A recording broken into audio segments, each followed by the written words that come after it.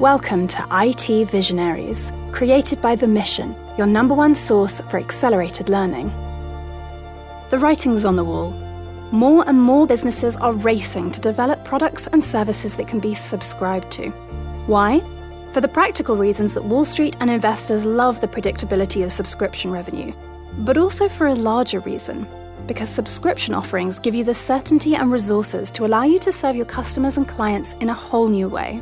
Subscriptions are slowly ruling everything around us in IT. And in today's episode, we sit down with a CIO who is better positioned than anyone else to watch the subscription transformation happen. Today's guest is Alvina Antar, the CIO of Zuora, a recently IPO'd subscription creation, design, and management platform that serves some of the biggest enterprises in the world. In this episode, we discuss her background and journey on the road to becoming a CIO, the challenges CIOs face as we transition to the subscription economy, the changing role of IT, and how CIOs can become more visionary. IT Visionaries is brought to you by the Lightning Platform by Salesforce. The Lightning Platform is a leading cloud platform that makes building AI-powered apps faster and easier. With Salesforce, now everyone is empowered to build apps for their organization. Learn more at salesforce.com/buildapps. Alvina, so happy to have you on IT Visionaries. This is really exciting. We obviously had a good podcast chat with Teen on The Mission Daily, and now having you to talk subscription economy and all things what it means to be a CIO. Thanks for joining. Thanks for having me. I'm excited. All right, let's start with kind of a simple opening question of share a little bit about your background and what road got you to this point as CIO of Zuora. Well, I'm not sure how far back you want to go, but I originally wanted to be a math professor, wanted to follow in my father's footsteps. He's a geologist and taught geology at the universities in Iraq, where I'm originally from.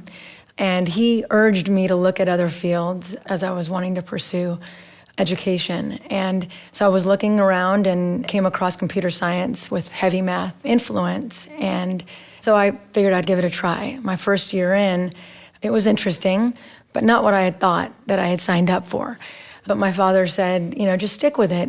See what it's all about. And then I just started being really passionate about programming and realized that, I had a true passion. And so I followed and completed computer science and ended up at Dell. My first gig out of college, spent 17 solid years right out of college with Dell.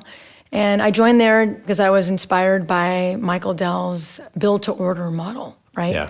Centered around the customer. Yeah. And I ultimately was wanting to join a company that I believed in their vision, and that's what kept me there for 17 solid years. Ended up leaving there after Dell announced their privatization, and I knew Zuora and Teen as a customer. I purchased Zuora 3 years prior to leaving for their software division as an onboarding platform for M&A, as Dell was a big Oracle shop and didn't really have an innovative solution to be able to onboard recurring revenue businesses. And Dell were acquiring companies left and right, companies that were software businesses or SaaS or anything as a service offerings, and really didn't have a recurring revenue business and solution to be able to onboard. And so that's when I learned about Zuora and invested in it and implemented it and believed in Zuora and the product as I saw it firsthand as a customer. And so after I left, I ended up joining Zuora as their first CIO almost 4 years ago in August. That's amazing. So that's really interesting. How did it feel going from an established company to the startup lifestyle, and especially in a new role as like the first CIO? It was scary. I didn't know what I was signing up for. I knew IT, right? I've lived and breathed IT my entire career. And so I was confident in understanding the task at hand. But, I was surrounded while I was at Dell with a ton of research. I came from 100+ global team just as my directs. And so it was a big change to move from that to a team of 3 and really defining what IT should mean for a thriving subscription business. And so when I first joined, I realized that it wasn't just establishing IT. It was beyond that. And that's what has been beyond thrilling. since I've been here for the past 4 years, because it's not a typical IT story, right? It's you're working for a company that has defined the subscription economy, that has defined this, and that is enabling true transformation for companies. I saw it firsthand as a customer, and now as an internal customer, I am ultimately able to define what the modern IT organization should look like for subscription companies.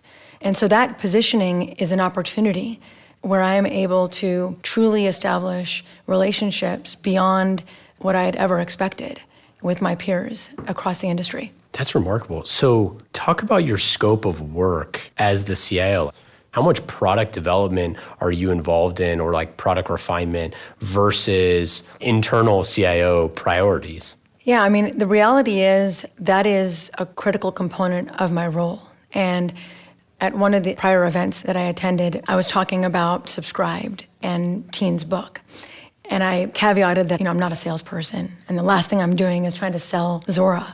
And one of my friends, the CIO of HP Enterprise, mentioned that she was told that all CIOs are salespeople, whether you know it or not. And the reality is we're not selling. The relationships are true. The relationships are genuine.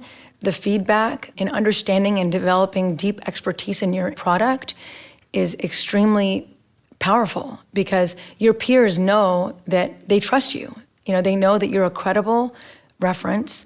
They know that they can come to you and ask you feedback, the design principles, challenges that you faced internally with your own implementation, and they know that they'll get an honest answer, right? And so those relationships are the things that I invest in. Is that my full day job? No, I definitely have a business to run. I consider what I call IT as business technology in the organization as a business.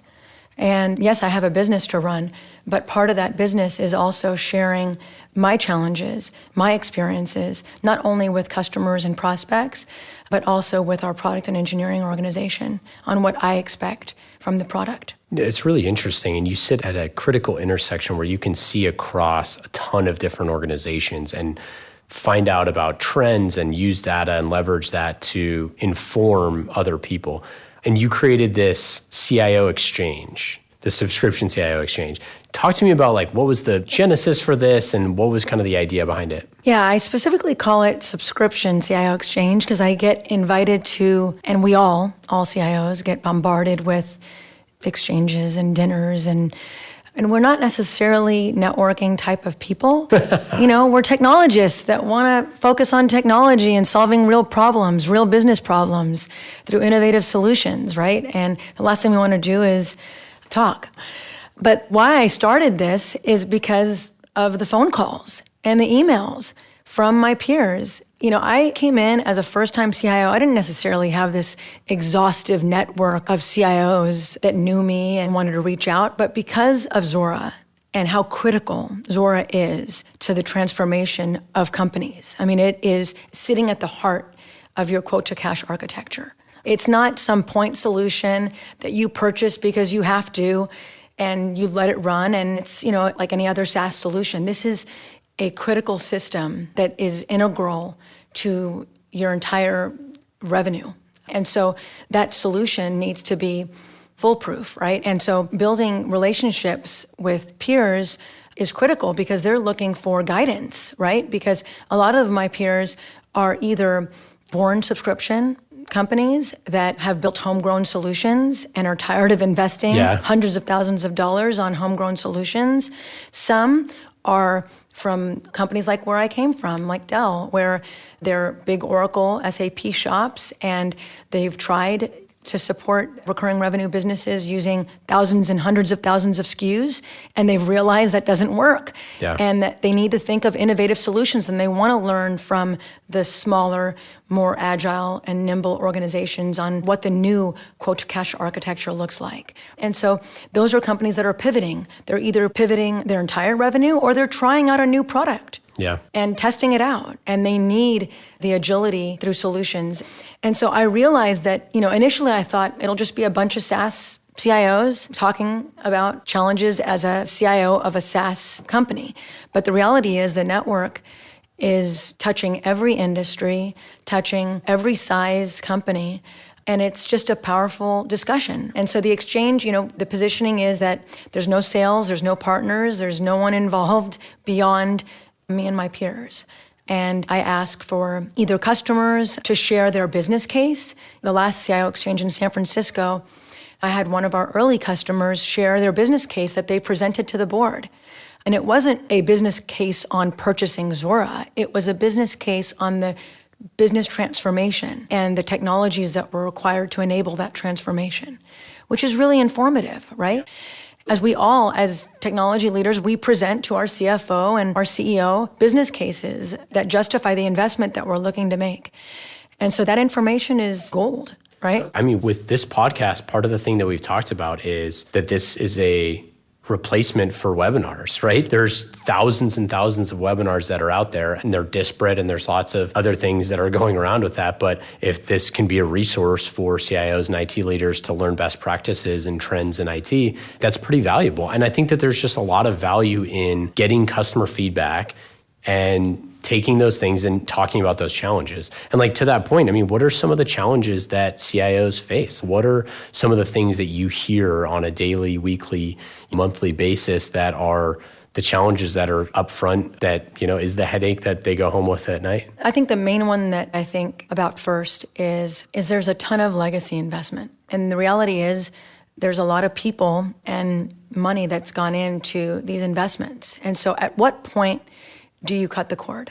And there are a lot of technology leaders that, the reality is it's this balance of maintaining the systems that have to run your business while driving agility and innovation. And that is a huge challenge. And so it's having this inner confidence to take calculated risks and knowing that if you don't, it might be too late. And so that's why you're the CIO of the company, right? Is that you're expected to make the right decisions and have an in-depth understanding of your business growth strategy to ensure that the solutions are positioned to meet that growth strategy. I mean, if the business comes to you and has an idea to take a new product to market and your response is, which is why IT has such a bad reputation over years and years, is no. Actually, the answer is yes. And then the next question is, how long will it take? And that answer is 6 months at least. And even then, the CIO is uncomfortable with 6 months. I mean, that's wrong. That's just unacceptable at this day and age. The reason why we're talking about transformation requires agility. We need to be able to support business agility because it's a mandate. It's no longer an ask. The business mandates it. And so that is the challenge that we face, is that what I faced while I was at Dell is IT was either going to solve this problem or the business was going to work around IT. I mean, it was one or the other. It wasn't that the business was just going to wait for 6 or 9 months or longer for IT to figure out how to meet the needs of the business, but it was, I will find a different way. That's a great insight. What is the competition to whatever thing? They're already using it, whether it's an Excel spreadsheet or whether it's, whatever that thing is. There's some workaround that the field is already using. They're working around the problem right now. And that is inherently inefficient. There's waste in that being used. And it kind of reminds me of the idea of when to cut the cord, reminds me of the adage of, what happens if we train employees and they leave? And it's well, what happens if we don't train them and they stay? Sort of a thing, right? It's what happens if we don't cut the cord? Well, if we keep with the legacy system, how many case studies are there where companies are not slow enough to adapt versus the ones that are we were too fast all the time? Not as many of failures that way. Right. Yeah. I mean, and so the reality is for companies that are looking to pivot, they're looking to their IT organization to provide them answers, right? And so the technology leaders are required to understand what are the new solutions that enable this shift. And they can't just get comfortable in these systems that they've bet on for years and years and years. They need to understand what is required to drive the change that the business is mandating, right? Yeah, what are some other challenges that CIOs face? And it could be the changing role of IT, or it could be other challenges with the rise of the subscription economy. I mentioned agility. I mentioned the need to architect your solutions that enable that agility. And one of the challenges is a lot of the growth that we're seeing is actually not through organic growth. A lot of the growth is actually through acquisitions. And what a lot of my peers are facing is duplicate systems. It's acquisitions come in and there's a duplication from your CRM solution to your billing, to your revenue, to your ERP for that matter. And the lack of agility and speed to be able to consolidate and come up with an onboarding platform for acquisitions is something that I see, a lot of. And the reason why I think it's so important is it's a difficult problem, right? I mean, you have to pick the solution, the onboarding platform. I called it an acquisition onboarding platform. If you don't have an onboarding platform and you continue to maintain your businesses on disparate systems, then you're unable to cross-sell and upsell across business lines. Yeah. And if you do somehow manage to make it work through duplicate systems, the experience with the customer is extremely poor because you can't hide the fact that, unfortunately, no matter how good you are at technology, if your systems are duplicated, which is the case for a lot of companies that deal with numerous acquisitions, the experience is that your quote, your invoice, ends up being duplicated to your customer, right? And so that experience is broken. And there's a lack of the ability for you to actually meet your business case. I mean, ultimately, the business put together a business case on what that acquisition meant in terms of being able to cross-sell and upsell. And if you continue to maintain your salespeople that you've acquired, continuing to sell the product that pre-acquisition, well, then you're not really achieving your true business case, right? And so that's an area that I feel that, I talk about a 90-day acquisition plan. I mean, it's aggressive, but reality is you really should plan to integrate your core systems in 90 days or less. That should be the goal for any technology leader as we're dealing with acquisitions. What do you think the timeline is now that people are using? I mean, do you think people are putting a mark on the wall and saying, hey, this is when it needs to be done by? It would be a really interesting question to ask. But I would love to understand that because the reality is the 90 days is an aggressive goal, and I think it's achievable if you truly define that as part of the acquisition strategy. But the reality is what happens is due diligence occurs, the acquisition occurs, and then the business says, I can't afford any distraction in my business. I need to meet my business revenue quarter after quarter, and integration of acquisitions will distract my business. And at some point, you have to pay the cost of consolidation and realize the business value in that consolidation and ensure that you actually have solutions that enable that consolidation. And so the majority of the time, the reason why businesses are stuck on disparate systems is because their architecture is legacy architecture that doesn't allow them to acquire and integrate. And so they're in the lack of agility. Okay, so do you have a good example of how one of those M&As, how you kind of looked at that? I do. I mean, actually, my last couple of years while at Dell, I ran mergers and acquisitions in IT at Dell, partnering with corporate strategy. And so that is an area that I definitely have a huge interest and a ton of experience in acquiring and integrating acquisitions, and ended up writing a playbook, an M&A IT playbook, supporting what best practices were required to truly integrate an acquisition. And one of our acquisitions at Zuora, one of our recent acquisitions was an acquisition of Leo, which is now our RevPro product line for revenue recognition. And so coming in here after all the experience of integrating numerous acquisitions while at Dell, I put a stake in the ground and indicated that in 90 days I wanted to integrate the acquisition, and actually wrote an article that's published in Forbes on here's why you have only 90 days to integrate an acquisition. Oh, that's great. We'll link that up in the show notes. Mm-hmm. But ultimately, the integration is not only important for all the things that we've already talked about, but it's also important for the culture of the organization and to ensure that you're actually investing in the talent that you're acquiring, not just the product as a product tuck-in, but in the actual IP with the expertise of the acquisition that you're acquiring. Yeah, and I mean, it's an awkward and confusing time a lot of times for the team that got acquired anyways. So if you can, the actual technology application is definitely got to be a very critical component of that. Definitely. So as a CIO who sells to other CIOs, or whose company sells to other CIOs, are there challenges with that? Like, how do you look at challenges in conversation, in implementation. I feel like that's kind of unique, right? It is. I see it as being positioned as the voice of the customer. And it's an exciting opportunity to really take the challenge on building expertise in your product. I mean, you can't ultimately be the voice of your customer unless you establish deep expertise in the product that you sell. That's the number one rule of sales. I mean, the number one rule of sales is not to be an expert at sales, it's to be an expert at whatever problem you're solving. Exactly, right? And so if you have deep expertise in the product that you sell, and not only the product that you sell, but the implementation of that product, especially in an environment where the implementation is integral to your business strategy, like Zuora and RevPro are to organizations that are driving transformation. Those two elements are very unique, right? It's the product expertise and understanding what the product does and what the product can do and how it integrates with the rest of your ecosystem. And then the implementation experience of the best practices and design principles on what the architecture and what the implementation should look like, right? And the complexity that may seem, overly complicated, but when you talk to a peer and you talk about, implementation experiences, it then becomes real, right? It becomes an interesting conversation, right? And you're sharing notes. I'm not just sharing the experience that I've had at Zuora while implementing Zuora at Zuora, but I've also shared the experiences that I've had while implementing Zuora at Dell.